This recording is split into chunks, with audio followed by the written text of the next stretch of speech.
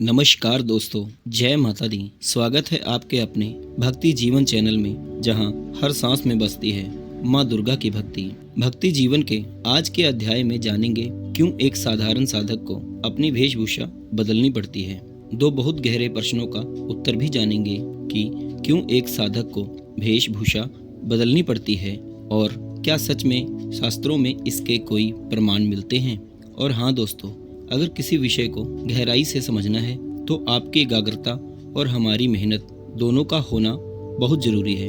इसीलिए इस पूरे प्रसंग को ध्यानपूर्वक सुने और समझें। जब कोई साधारण साधक ग्रस्त जीवन से विरक्ति की ओर कदम बढ़ाता है तो उसके जीवन में सिर्फ बाहरी नहीं, एक गहरा आंतरिक परिवर्तन भी होता है। शास्त्रों में बार बार यह बताया गया है कि साधक का वेश बदलना भीतर के परिवर्तन का प्रतीक होता है। संन्यास उपनिषद में, योग वशिष्ठ में और कई संपत्तियों में यह सबका उल्लेख मिलता है।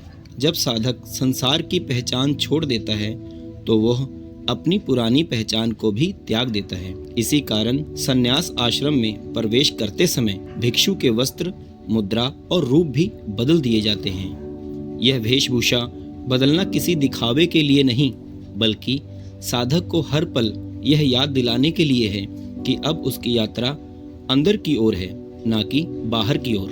दोस्तों, हमारे ऋषि मुनि कहते हैं, यह वेशभूषा साधक के मन को परिवर्तित करता है, अर्थात वस्त्र बदलना मन परिवर्तन का संकेत है।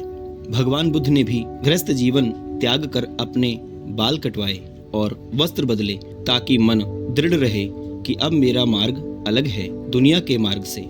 और आगे भगवान दत्तात्रेय के कई शिष्यों ने भी ग्रस्त रूप से संन्यास की ओर जाते हुए अपनी वेशभूषा बदली, जो उनके नए आध्यात्मिक जन्म का संकेत था।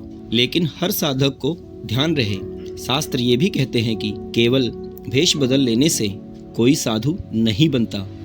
असली परिवर्तन साधक के भीतर होता है।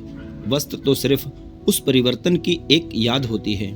इसीलिए सवाल आता है, क्या साधक को वेश बदलना चाहिए? तो शास्त्र कहता है, अगर वो पूरी तरह विरक्त हो चुका है तो हाँ, यह उसके मार्ग को और दृढ़ करता है। और अगर साधक कभी साधारण जीवन में रहकर साधना करता है तो उसके लिए वेश बदलना आवश्यक नहीं है, क्योंकि कई संतों ने कहा है, साधक मन से सन्यासी बने, शरीर बाद में स्वतः बदल जाएगा।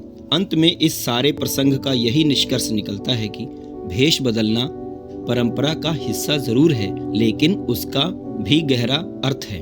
अपने भीतर की पहचान को त्याग कर सिर्फ ईश्वर की पहचान को अपना ले। मुझे पूर्ण विश्वास है, इस प्रसंग से आपके आध्यात्मिक जीवन को ऊंचा शिखर प्राप्त होगा। भक्ति जीवन की इस आध्यात्मिक यात्रा में हमारा साथ दें। अपने विचार और सुझाव कमेंट में जरूर रखें। आपके कमेंट और विचार ही हमें प्रेरणादायक अध्याय लिखने और लाने में मदद करते हैं। जय माता की। फिर मिलेंगे भक्ति जीवन के अगले आध्यात्मिक अध्याय में। तब तक माँ का स्मरण करते रहिए, भक्ति से जुड़े रहिए। जय माता की।